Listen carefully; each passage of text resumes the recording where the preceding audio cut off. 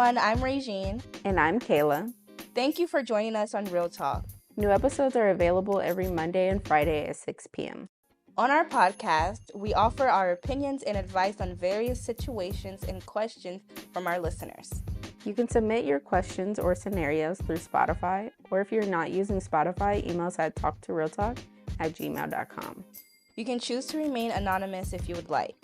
With that said, let's get started with today's episode.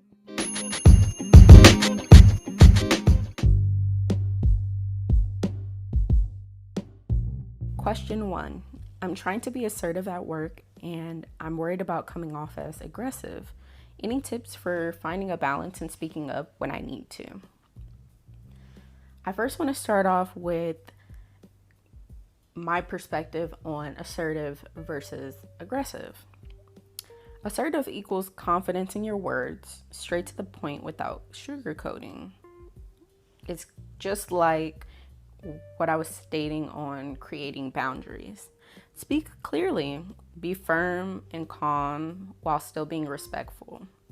Be able to listen and be considerate of other perspectives. Now, this is compared to being aggressive. It's usually using intimidation tactics to get your point across, which is the opposite of what you want to do, because as soon as you're aggressive or disrespectful to a person, they put up this defense mechanism, and all these words and things you're trying to explain or trying to be firm on is going through one ear and out the other, which you do want to get your point across, just not in that way. Now, I believe tone is everything. Like I was stating earlier, being calm, using a calming tone of voice instead of all these fluctuating tones. Maybe your voice starts to go higher and lower as you're aggressive compared to when you're being calm. It can be more assertive. I guess that's the best way I could put that. But there is no easy solution to this. People have different perspectives. Now, I do want to use an example as me being a Black woman. I believe a lot of us have dealt with an issue of being labeled as aggressive when actuality it's being assertive. But some people can be intimidated by confidence and they get confused and think it's aggression. So that's one thing to take into consideration. You're not going to be able to persuade everyone that you're just being assertive. It might come off as aggressive.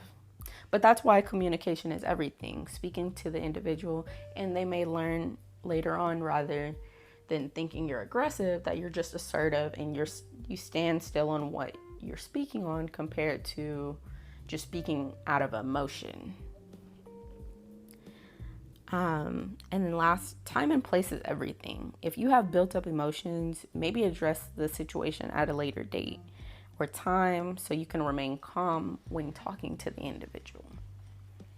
Now, I believe this is a big thing that separates aggression and being assertive.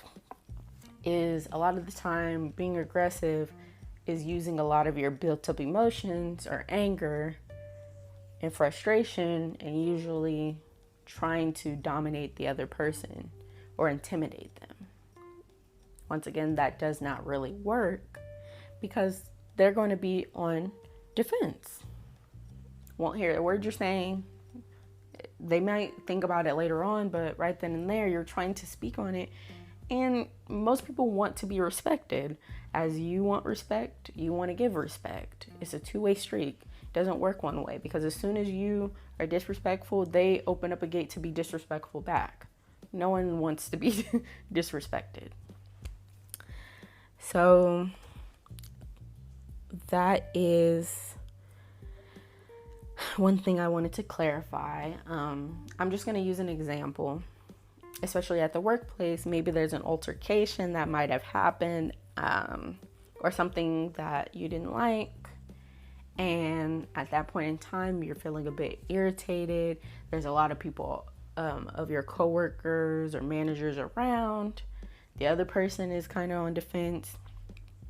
That's the time to think, okay, maybe this isn't the time to address it. Maybe there's a better way to address it. And so I'm just going to either leave the situation alone, take a step back, and come back to the individual later on to be assertive or firm on my word. Because as soon as, I think also kind of explaining yourself in a sense.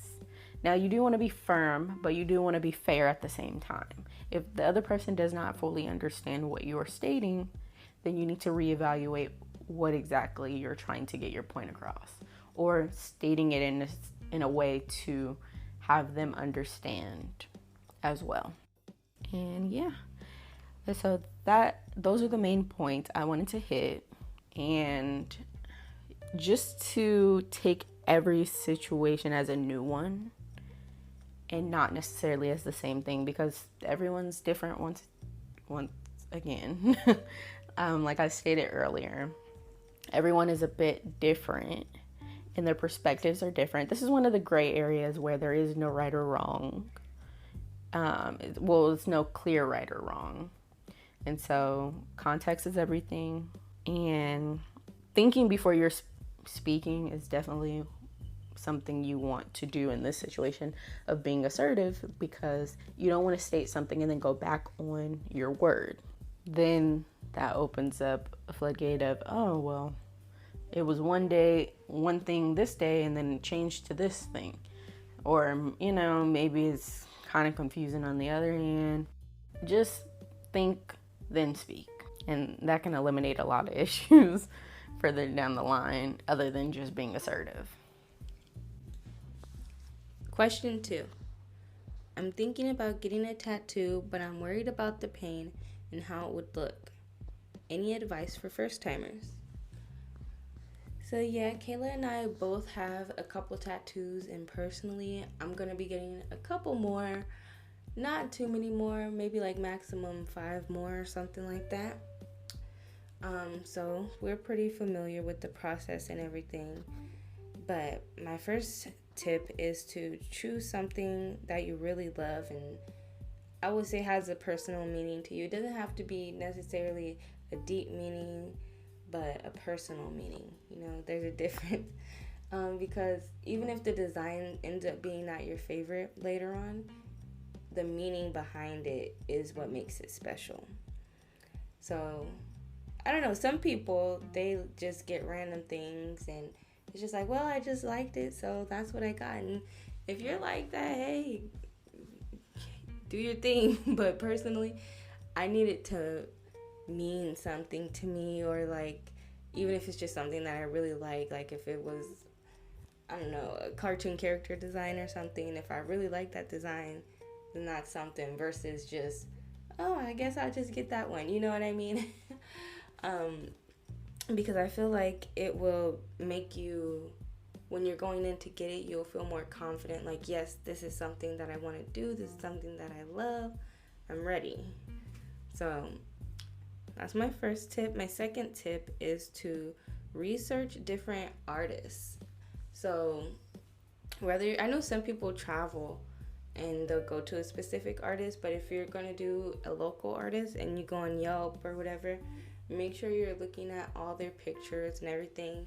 And what I suggest, if they have an Instagram, when they post their work that they've done, usually they'll tag the person who they did it on, or the person will comment. They're like, oh, thank you, I love it, blah, blah, blah.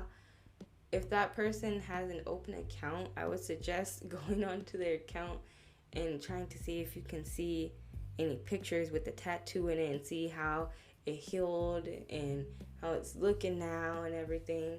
Because I remember there was drama a couple years ago. There was this one tattoo artist. All his tattoos looked so good, and then they would blow out. So if you didn't go and see how they ended up months later, then you wouldn't know. So I think that is very important, that you know what you're getting yourself into, or you know how their work ends up looking later on down the line. And also, you can just find someone who does a style that you like. Like, I know there's traditional. There's traditional, then there's like line work, um, stick and poke, so you can see who has the style that you like, who does the style that you like very well. So, you'll be really satisfied with it. My next tip is come up with all your questions and worries that you have and ask the artist beforehand, so that it's not like you're sitting in a chair and you're hearing the needle and now you're anxious and you're unsure and everything. I would say just to ask them beforehand. And most tattoo artists, they're super chill, and if you tell them like, oh, it's my first tattoo, then they'll be more understanding and everything, and just get all your questions out, because it's better to do it beforehand.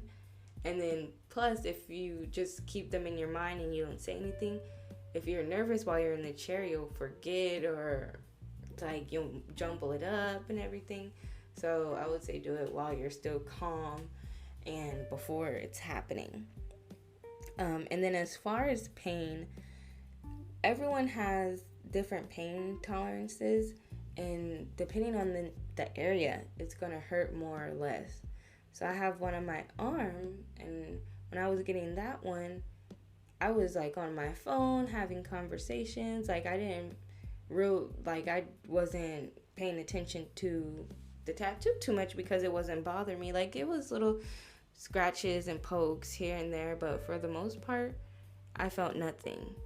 But I got one on my ankle and I couldn't even distract myself. It hurt so badly. So it just depends where the placement is, how much it's gonna hurt or not. So if you do want something on your arm, I would suggest that first, because that's where I got first and it didn't really too much hurt. And then my last tip is to follow aftercare instructions from your tattoo artist. Because most places, they should, or if they don't have something physical, they'll at least tell you what you're supposed to do afterwards. So they'll suggest like creams to you. Some of them, the shops, they'll have some available for you to purchase before you leave, or they'll have like a little brochure or a card or something giving you some suggestions.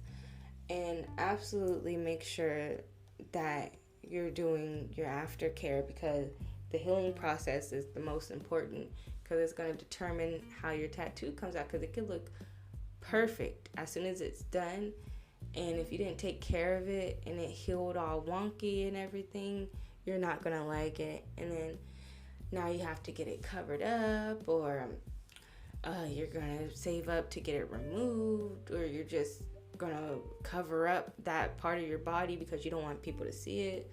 So make sure you're taking care of it and doing what you're supposed to do, and make sure you do it for as long as you need to. Don't just do it a couple days and then fall off like, oh, well, I was doing it already. Like, you need to keep on for like some weeks. And then also, it's going to itch so badly.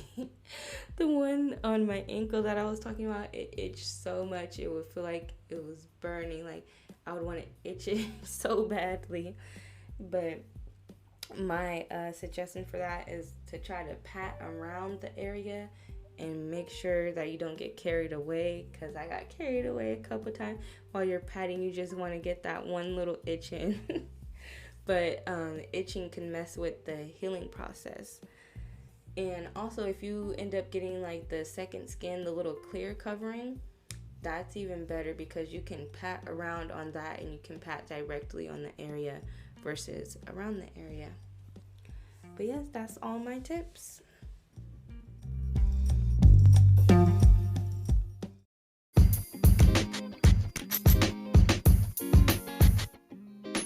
Thank you again for listening to Real Talk. We hope you found our advice and opinions helpful.